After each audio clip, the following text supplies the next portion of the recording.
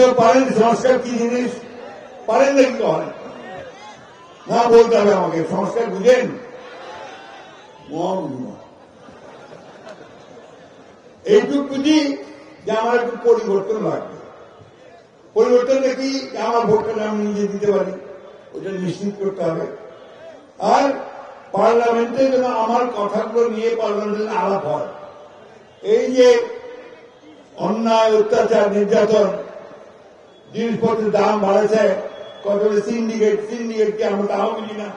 এটা বুঝি যে আমার জিনিসের দাম আমার কৃষক ভাইরা পায় না, আর ঢাকায় ডবল দাম দিয়ে কিনতে হবে। মাঝখানে একটা মধ্যস্বত্বভোগী বলে একটা গোষ্ঠী থাকে, যারা আপনার কারসাজি করে মুনাফাটা নিয়ে চলে যায়। এটা হচ্ছে কারসাজি, এটা আমরা চাই না। আমরা যে দামে আমার কৃষক ভাইরা বিক্রি করতে পারবে তার চেয়ে একটু বেশি দামে আমরা কিনতে চাই, এবং কৃষক ভাইরা যারা দাম পায় প্রত্যেকটা জিনিসের সেটা নিশ্চিত করতে চাই। আমার শ্রমিক, এই যে আপনার গার্মেন্টস শিল্প যে শ্রমিকরা বেশিরভাগই মেয়েরা কাজ করে, তারা যেন তাদের ন্যায্য মজুরি পায়। দিন রাত পরিশ্রম করে ওই 10,000 টাকা বেতন, 12,000 টাকা বেতন দিতে হবে না, কারণ মানুষের চলতে পারে না, এটাকে তারা বাড়াই দেয়। আমরা দিনের শেষে একটু শান্তিতে ঘুমাতে চাই, এই জিনিসটা আমাকে করতে হবে। ভাই একটা কথা বলি আপনাদেরকে, আপনারা কি সত্যি সত্যি পরিবর্তন চান, নাকি আবার ওই আমরা এই নৌকাতে ফিরে যেতে চান? চান নাকি?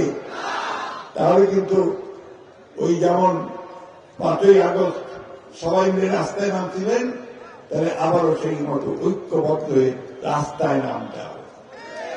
রাস্তায় নামতে হবে যে অধিকার আদায়ের জন্য, ভোটের অধিকার আদায়ের জন্য, ভাতের অধিকার চালানোর জন্য, এবং ন্যায় বিচার পাওয়ার জন্য, সামাজিক মর্যাদা পাওয়ার জন্য।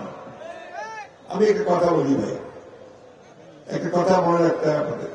আমাদের যে হিন্দু সম্প্রদায়ের বোনেরা এখানে আছে, ভাইয়েরা আছে, আর আমার এদিকে আমার মুসলমান বোনেরা আছে, মায়েরা আছে। আমাদের কোন পার্থক্য আছে? একটাই পার্থক্য, যে ধর্ম চর্চাটা আলাদা, তাই না? কিন্তু যখন পূজা হয় তখন আমাদের মায়েরা, বোনেরা, আমাদের ছেলেরাও দেখতে যায়, তাই না? আর আমাদের যখন আপনার ঈদের অনুষ্ঠান হয় তখন সেবাই খাওয়া আমাদের হিন্দু ভাই বোনেরা সবাই আসে না বাড়িতে বাড়িতে।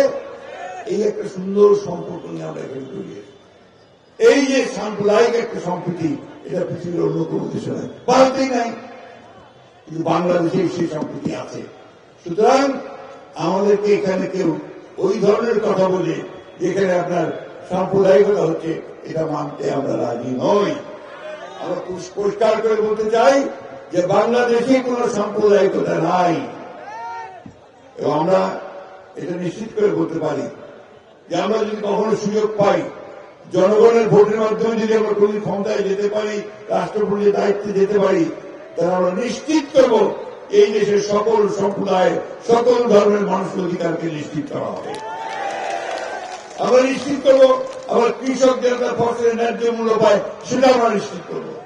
আমার শ্রমিক ভাইদের ন্যায্য হিসেবে পায়, সেটা আমরা নিশ্চিত করব। আর বিনা কারণে ওই গায়েবী মামলা, এটা যেন কোনদিন না হয়। বিনা কারণে মানুষকে হত্যা করা, খুন করা, এটা যেন বাংলাদেশে কোনদিন না হয়। বন্ধুগণ, আজকে অনেক কিছু শুরু হয়েছে। আমাদের